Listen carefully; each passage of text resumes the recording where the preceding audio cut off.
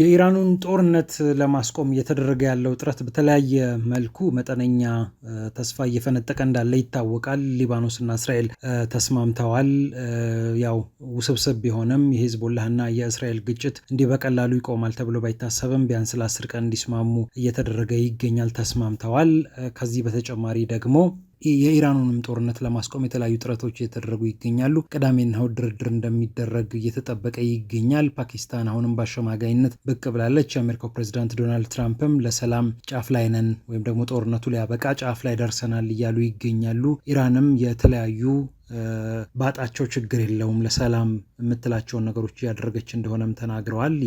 ያበለጸገችውን ዩራኒየም እስከ ማስረከብ ልትደርስ እንደምትችልም ተናግረዋል። እና እነዚህ ነገሮች እየተነሱ ይገኛሉ። በነገራችን ላይ የእስራኤልንና የሊባኖስን ስምምነት በተመለከተ የሳውዲ አረቢያው አልጋ ወራሽ መሐመድ ቢን ሰልማን የአሜሪካው ፕሬዚዳንት ዶናልድ ትራምፕን እንደገፋፉና እንደወተወቱ በነበራቸው የስልክ ቆይታም ይህንን እንዳበረታቱ ነው እንግዲህ የተሰማው። እንደውም ስምምነቱ ከመፈረሙ ከአንድ ቀን በፊት ማለት ነው ይሄ ሰላም ስምምነት የማይፈረም ከሆነ አሜሪካን እስራኤልና ሂዝቦላ ግጭታቸውን የማያቆሙ ከሆነ አጠቃላይ ጦርነቱ ይቀጥላል ማለት ነው። ምክንያቱም ሆርሙዝን ለመክፈት ኢራን ያስቀመጠችው ቅድመ ሁኔታ አንደኛው በሊባኖስ ያለው ጦርነት መቆም አለበት የሚል ነውና ይህንን በተመለከተ ለማሳካት የሚያስችለን ስምምነት ሲኖር ነው ብለው መሐመድ ቢን ሰልማን ይህንን ግፊት እንዳደረጉ ሚድል ኢስት ይዘግቧል።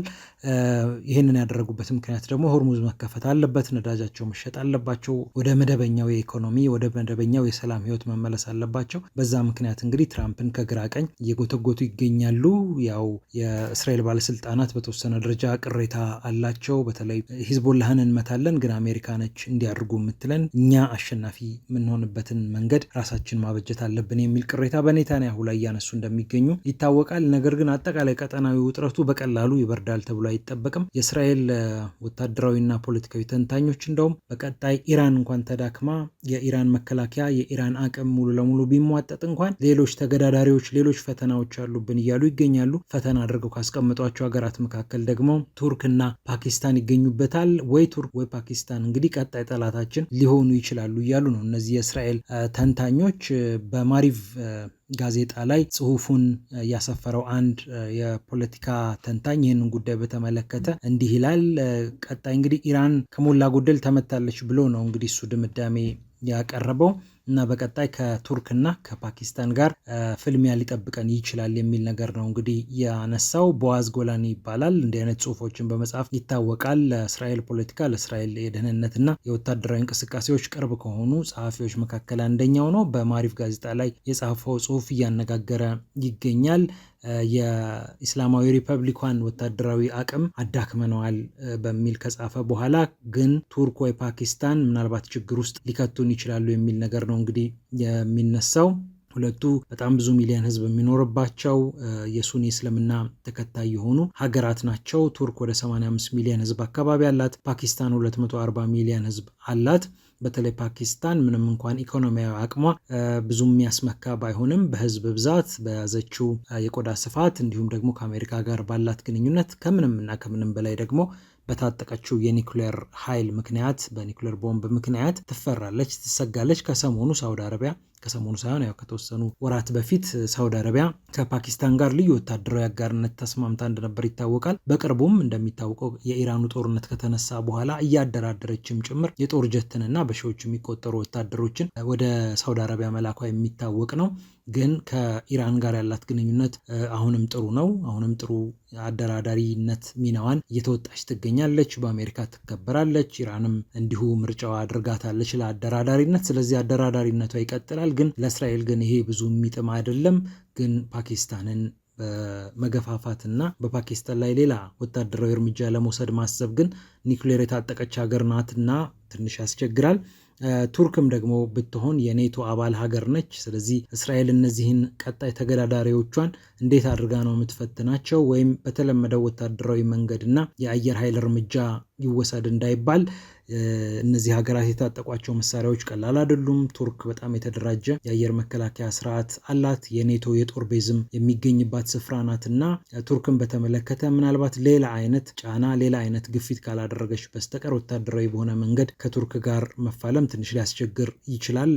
እስራኤሎቹም ከቱርክ የሚመጣ ቀጥታ የሆነ የብሔራዊ ደህንነት ስጋት እንዳለባቸው ማሳመን ይኖርባቸዋል። የኔቶ አባል ሀገር እንደመሆኗ ደግሞ ወዳጅ አሜሪካና ቱርክ የሚጋጩበት እድል በጣም ዝቅተኛ ስለሚሆን በቀጥታ ይህንን እንግዲህ የማሳመንና በእነዚህ ሀገራት ላይ ጫና የሚደረግበትን መንገድ በሌላ ዙር መሞከር አለባት። ግን የእስራኤሉ ጠቅላይ ሚኒስትር ቤንያሚን ኔታንያሁ የቱርኩን ፕሬዚዳንት ሬሲፕ ጣይብ ኤርዶዋንን የገዛ የኩርድ ህዝቦቹን የሚጨፈጭፍ ጨፍጫፊ ብለው መተቸታቸው ይታወቃል። ከሰሞኑ ያው ኤርዶዋን በኔታንያሁ ላይ ጨፍጫፊ ነህ፣ ጄኖሳይደር ነህ፣ ዘር አጥፊ ነህ፣ ጅምላ ጨራሽ ነህ እያሉ ሲያወግዟቸው እንደነበሩ የሚታወቅ ነው። ከእስራኤል ጋር ያላቸው ግንኙነት በጣም መጥፎ በሆነ ሁኔታ እየሄደ እንደሚገኝ ይታወቃል። ግን እንደውም ከእስራኤል ጋር ያላቸው ነገር እየከረረ መሄዱን አይተው ከግሪክም ጋር ነገሮችን ለማረጋጋት እየሞከሩ ይገኛሉ። ከቆጵሮስም ጋር እንዲሁ ነገሮችንም ለማረጋጋት እየሞከሩ ይገኛሉ። ኤርዶዋን ያው የቱንም ያህል አንዳንዴ በቁጣ ንግግራቸው ቢታወቁም አንዳንዴ ዲፕሎማሲያዊ አካሄዳቸው ግን ብልህነት አለው። ስለዚህ ከእስራኤል ወዳጅ ከሆኑት ከነ ግሪክ ከነ ቆጵሮስ ጋር ከነሱ ጋር ከዚህ ቀደም ያው ተገዳዳሪ እንደነበሩ የሚታወቅ ነው። ከግሪክ ጋር በተለይ ሁልጊዜ እንደተናቆሩ ነው። ግን አሁን ትንሽ ነገሮችን ለማለዘብ እየሞከሩ ይመስላልና የእስራኤልን አካሄድ የተረዱ ይመስላሉ ኤርዶዋን። ፓኪስታንም ያው በብልሃት ነገሮችን ለማስኬድ እየሞከረች ትገኛለች። የሊባኖሱን ግጭትም በተመለከተ እንግዲህ ግጭቱ መቆም አለበት ብላ ስትወተውት ቆይታለች። እነዚህ ነገሮች እንግዲህ በአመዛኙ እየተነሱ ይገኛሉ። ምናልባት ቀጠናዊ ችግሩ ቀጠናዊ ፈተናው በቀጣይም ሊዘልቅ ይችላል። እስራኤል ደግሞ በአሜሪካ ፖለቲካ ውስጥ ያላትን ተጽዕኖ መሰረት አድርጋ በሌሎች ቀጣይ ተገዳዳሪዎቼ ናቸው በምትላቸው ሀገራት ላይ ጫና ልታሳርፍ ትችላለች። ከዚህ በተጨማሪ ግን አሁንም ወቅታዊ የሆኑ ፉክክሮች ከፍ እያሉ ይገኛሉ። በሶሪያ ቱርክና እስራኤል እየተፎካከሩ ይገኛሉ። የአልሻራን መንግስት ቱርክም ትደግፋለች። እስራኤል በተወሰነ ደረጃ አንዳንዴ ጥቃት ስትሰነዝር ትታያለች። ግን ስልታዊ በሆነ መንገድ አብረው እንደሚሰሩ የሚታወቅ ነው። ግን ዞሮ ሁለቱ ሀገራት በሶሪያ ከፍተኛ የሆነ ፍጥጫ ውስጥ መግባታቸው አልቀረም። የበሽር አልአሳድን መንግስት በመጣል በማወቅ የሚሆን ባለማወቅ አብረው ሰርተው እንደነበር የሚታወቅ ነው። ነገሮች ፍጥንጥን ብለው ቱርክም ጦሯን በተወሰነ ደረጃ አንቀሳቅሳ እስራኤልም በተለያየ መንገድ ደግፋ የበሽር አልአሳድ መንግስት በአጭር ቀናት ውስጥ በፍጥነት የኤችቲኤስ እየተባለ የሚጠራው ኃይል እንዲቆጣጠረው አድርገዋል ሁለቱ ሀገራት እና ከዛ በኋላ ግን ያው ሜዳው ገለጥ ሲልላቸው እርስ በርስ ደግሞ እየተፎካከሩ ይገኛሉ። ቀጣዩ ፈተና ቀላል አይሆንም። ለማንኛውም ግን የሰላም ተስፋዎች እየተሰሙ ይገኛሉ። የኢራኑን ጦርነት ለማስቆም እየተደረገ ያለው ጥረት በተለያየ መልኩ መጠነኛ ተስፋ እየፈነጠቀ እንዳለ ይታወቃል። ሊባኖስና እስራኤል ተስማምተዋል። ያው ውስብስብ ቢሆንም የሂዝቦላህና የእስራኤል ግጭት እንዲህ በቀላሉ ይቆማል ተብሎ ባይታሰብም ቢያንስ ለ10 ቀን እንዲስማሙ እየተደረገ ይገኛል። ተስማምተዋል። ከዚህ በተጨማሪ ደግሞ የኢራኑንም ጦርነት ለማስቆም የተለያዩ ጥረቶች እየተደረጉ ይገኛሉ። ቅዳሜና እሁድ ድርድር እንደሚደረግ እየተጠበቀ ይገኛል። ፓኪስታን አሁንም በአሸማጋይነት ብቅ ብላለች። የአሜሪካው ፕሬዚዳንት ዶናልድ ትራምፕም ለሰላም ጫፍ ላይ ነን ወይም ደግሞ ጦርነቱ ሊያበቃ ጫፍ ላይ ደርሰናል እያሉ ይገኛሉ። ኢራንም የተለያዩ ባጣቸው ችግር የለውም ለሰላም የምትላቸውን ነገሮች እያደረገች እንደሆነም ተናግረዋል። ያበለጸገችውን ዩራኒየም እስከ ማስረከብ ልትደርስ እንደምትችልም ተናግረዋል እና እነዚህ ነገሮች እየተነሱ ይገኛሉ። በነገራችን ላይ የእስራኤልንና የሊባኖስን ስምምነት በተመለከተ የሳውዲ አረቢያው አልጋ ወራሽ መሐመድ ቢን ሰልማን የአሜሪካው ፕሬዚዳንት ዶናልድ ትራምፕን እንደገፋፉና እንደወተወቱ በነበራቸው የስልክ ቆይታም ይህንን እንዳበረታቱ ነው እንግዲህ የተሰማው። እንደውም ስምምነቱ ከመፈረሙ ከአንድ ቀን በፊት ማለት ነው ይሄ ሰላም ስምምነት የማይፈረም ከሆነ አሜሪካን እስራኤልና ሂዝቦላ ግጭታቸውን የማያቆሙ ከሆነ አጠቃላይ ጦርነቱ ይቀጥላል ማለት ነው። ምክንያቱም ሆርሙዝን ለመክፈት ኢራን ያስቀመጠችው ቅድመ ሁኔታ አንደኛው በሊባኖስ ያለው ጦርነት መቆም አለበት የሚል ነውና ይህንን በተመለከተ ለማሳካት የሚያስችለን ስምምነት ሲኖር ነው ብለው መሐመድ ቢን ሰልማን ይህንን ግፊት እንዳደረጉ ሚድል ኢስት ዘግቧል። ይህንን ያደረጉበት ምክንያት ደግሞ ሆርሙዝ መከፈት አለበት፣ ነዳጃቸው መሸጥ አለባቸው፣ ወደ መደበኛው የኢኮኖሚ ወደ መደበኛው የሰላም ህይወት መመለስ አለባቸው። በዛ ምክንያት እንግዲህ ትራምፕን ከግራ ቀኝ እየጎተጎቱ ይገኛሉ።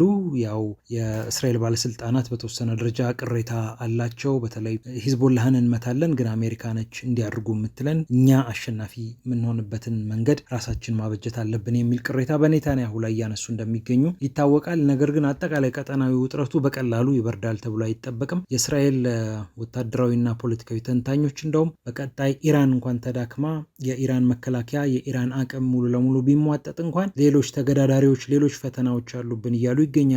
ፈተና አድርገው ካስቀመጧቸው ሀገራት መካከል ደግሞ ቱርክና ፓኪስታን ይገኙበታል። ወይ ቱርክ ወይ ፓኪስታን እንግዲህ ቀጣይ ጠላታችን ሊሆኑ ይችላሉ እያሉ ነው እነዚህ የእስራኤል ተንታኞች። በማሪቭ ጋዜጣ ላይ ጽሁፉን ያሰፈረው አንድ የፖለቲካ ተንታኝ ይህንን ጉዳይ በተመለከተ እንዲህ ይላል። ቀጣይ እንግዲህ ኢራን ከሞላ ጎደል ተመታለች ብሎ ነው እንግዲህ እሱ ድምዳሜ ያቀረበው እና በቀጣይ ከቱርክና ከፓኪስታን ጋር ፍልሚያ ሊጠብቀን ይችላል የሚል ነገር ነው እንግዲህ ያነሳው።